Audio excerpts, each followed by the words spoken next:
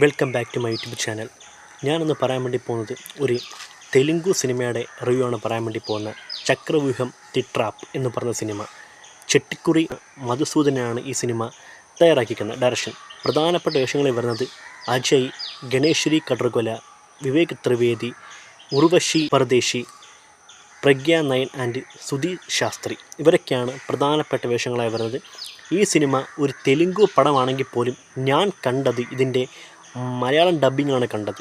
ഗംഭീര ഡബ്ബിംഗ് ആയിരുന്നു. നമുക്ക് ഒരു രീതിക്കും ബോറടിപ്പിക്കാത്ത അല്ലെങ്കിൽ വെറുപ്പിക്കുന്ന ഡബ്ബിങ്ങൊന്നും അല്ലായിരുന്നു. ഗംഭീരമായ ഡബ്ബിങ്ങും കാര്യങ്ങളൊക്കെയാണ്. ഏതോ പ്രൊഫഷണൽ ഡബ്ബേഴ്സാണ് ഇത് ചെയ്തിരിക്കുന്നത്. അതുകൊണ്ട് ഗംഭീര ഡബ്ബിങ്ങും കാര്യങ്ങളൊക്കെയാണ്.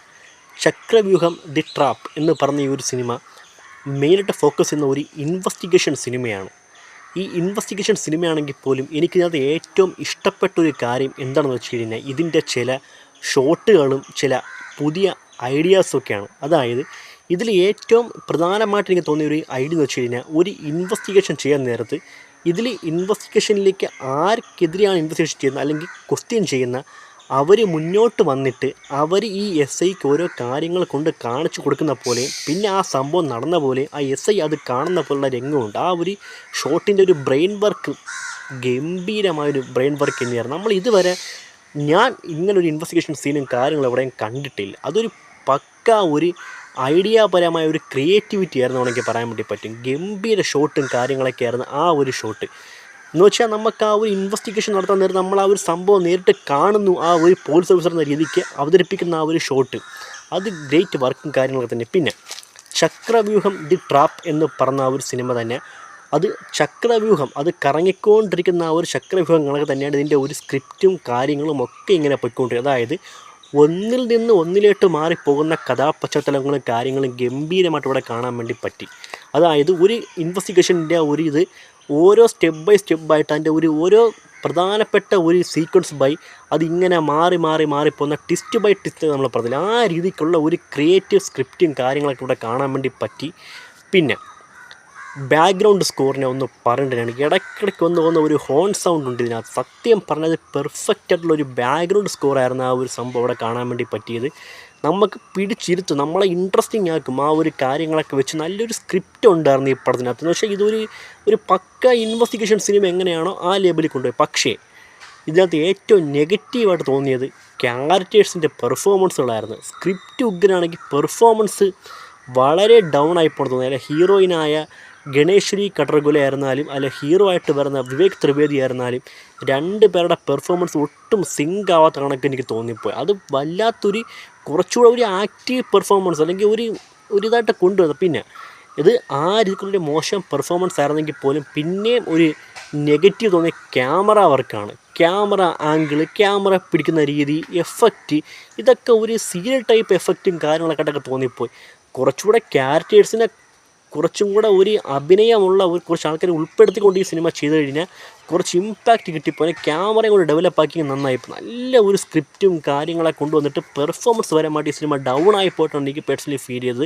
ആ ഒരു കാര്യം മാത്രമുള്ള. പിന്നെ വരുന്ന ട്വിസ്റ്റ് ബൈ ട്വിസ്റ്റ് കാര്യങ്ങളൊക്കെ വേറെ ലെവലാണ്. നമുക്കിതായിക്കൂടെ അതായിക്കൂടെ അങ്ങനെ അല്ലെങ്കിൽ എന്നുള്ള ഒരു നമ്മളെയൊക്കെ അങ്ങ് കുഴപ്പിച്ച് കൊണ്ടുപോയതും ഒരു ത്രില്ലിങ് മൂഡിലാണ് പടം പിന്നെ ട്രാവൽ ചെയ്ത് പോകുന്ന ആ ഒരു കാര്യങ്ങളൊക്കെ പക്ക മേക്കിങ്ങും കാര്യങ്ങളൊക്കെ ആയിരുന്നു. അതിൽ ആ ഒരു എഴുത്തുകാരനായ ചെട്ടിക്കുറി മധുസൂദൻ എന്ന് പറഞ്ഞ ആ ഒരാൾക്ക് ഏറ്റവും ഒരു ഹാറ്റ്സ് ഓഫ് കൊടുത്തേ പറ്റും. അത്രയ്ക്കൊരു ബ്രെയിൻ വർക്ക് പരമാണ് ചെട്ടിക്കുറി മധുസൂദൻ ഈ സിനിമ തയ്യാറാക്കി വെച്ചിരിക്കുന്നത്. പിന്നെ ഓരോ ട്വിസ്റ്റ് ബൈ ട്വിസ്റ്റ് കടന്ന് പോകുമ്പോൾ നമ്മൾ പ്രെഡിക്റ്റ് ചെയ്യും അതല്ലേ ഇതല്ലേ എന്നുള്ള പ്രെഡിക്റ്റ് ചെയ്ത് ക്ലൈമാക്സിലാണ് ഗംഭീര ട്വിസ്റ്റ്. അത് എന്നെ ഞെട്ടിച്ചൊരു ട്വിസ്റ്റ് തന്നെയായിരുന്നു. ക്ലൈമാക്സ് ഞാൻ കണ്ട ഒരു സാധനം അതിവിടെ പറയുന്നില്ല, കാണത്തവർക്ക് സ്പോയിലർ ആയിപ്പോഴുള്ള ചാൻസ് ഉള്ളത് ഞാൻ പറയുന്നില്ല. നിങ്ങൾ മസ്റ്റായിട്ടും ഈ സിനിമ കാണുമ്പോൾ നിങ്ങൾക്ക് ആ ഒരു ട്വിസ്റ്റ് നിങ്ങൾക്ക് മനസ്സിലാവും. നിങ്ങൾ മസ്റ്റായിട്ട് ഈ സിനിമ കണ്ടേ പറ്റൂ.